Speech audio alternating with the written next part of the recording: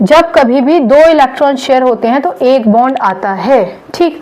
और ये बॉन्ड हम हर बार दिखाएं ऐसा जरूरी नहीं है, आप इसको Cl2 लिख सकते हैं। इसका मतलब ये हुआ कि ये क्लोरीन का मॉलिक्यूल है, ठीक है, क्लोरीन का मॉलिक्यूल है, या फिर आप इसको डायटोमिक मॉलिक्यूल भी कहते हैं, डायटोमिक मॉलिक्यूल। डायटोमिक का क्या मतलब हुआ, 2 एटम्स हैं, 2 एटम्स है ना, इसलिए, ठीक है। अब अगर आपसे ये पूछा जाए कि सिंगल बॉन्डेड मॉलिक्यूल बनाकर दिखाइए, तभी भी आप ये लिख सकते हैं, क्योंकि ये आपका सिंगल बॉन्ड बना है। सिंगल बॉन्ड कब बनता है, जब 2 इलेक्ट्रॉन शेयर होते हैं। यहाँ पर एक और बात सुनिए, हमने ये 2 इलेक्ट्रॉन्स इनके बाजू में रखे हैं, लेकिन कुछ किताबों में आपको ये शेयर पेयर्ड ऑफ इलेक्ट्रॉन यहाँ ऐसे लिखा मिल सकता है, तो उससे कोई प्रॉब्लम नहीं है। आप यहाँ लिखिए या यहाँ बनाइए, इलेक्ट्रॉन शेयर्ड ही हो रहे हैं। 10th स्टैंडर्ड में आप इतना समझिए, जब आप इलेक्ट्रोनेगेटिविटी जैसे टॉपिक्स पढ़ेंगे हायर क्लास में 11th में, तब आप अलग तरीके से समझेंगे। अभी आप ये समझिए, ऐसे मिल जाएगा तो कोई दिक्कत नहीं है। सिंगल बॉन्डेड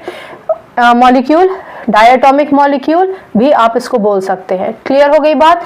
चलिए हम इसको ऐसे दिखाते हैं, राइट। याद रखिए कि स्टेबिलिटी के लिए 8 इलेक्ट्रॉन की जरूरत है। 8 के आधे 4 होते हैं, तो यूजली एलिमेंट अपने इलेक्ट्रॉन शेयर करता है, एटम इलेक्ट्रॉन शेयर करता है। 4 से ज्यादा इलेक्ट्रॉन होते हैं, 5, 6 या 7, तो इलेक्ट्रॉन लेकर अपने आप को स्टेबल करता है। लाइक अगर 7 इलेक्ट्रॉन है तो किसी से एक इलेक्ट्रॉन ले लेगा, नॉर्मली ऐसा होता है, लेकिन हमेशा ऐसा हो जरूरी नहीं है। जब हमेशा ऐसा नहीं होता है तब मॉलिक्यूल बनता है। क्लियर हो गया? और क्योंकि ये शेयरिंग ऑफ इलेक्ट्रॉन से बना है, तो अगर आपसे ये पूछा जाए कि ये जो सिंगल बॉन्ड है ये कौन सा बॉन्ड है, which type of bond is this, तो आप कहेंगे दिस इज कोवेलेंट बॉन्ड, ठीक है। कोवेलेंट बॉन्ड का मतलब वो बॉन्ड जो शेयरिंग ऑफ इलेक्ट्रॉन से बनता है वो कोवेलेंट बॉन्ड कहलाया जाता है। अब इसी क्वेश्चन में कितने सारे क्वेश्चन आ गए।